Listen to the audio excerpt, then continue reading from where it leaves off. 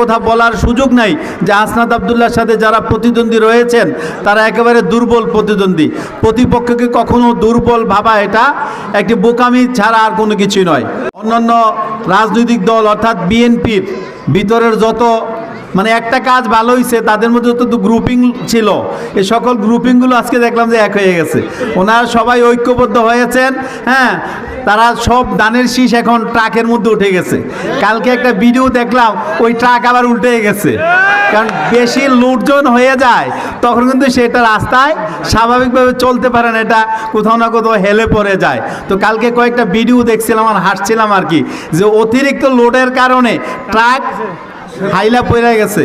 তো আমরা আশা করব ট্রাকে যেভাবে লোকজন উঠতেছে, আসলে যা ইজ্জত সম্মান আল্লাহ ওনাদেরকে দিছিল, বাকি ইজ্জত সম্মানটা নষ্ট করার জন্য মনে এই পরিকল্পনাটা করেছে আর কি। তো আমরা এটাকে দুর্বল করে দেখব না, আমরা আমাদের প্রতিপক্ষকে শক্তভাবেই আমরা মোকাবেলা করব ইনশাআল্লাহ।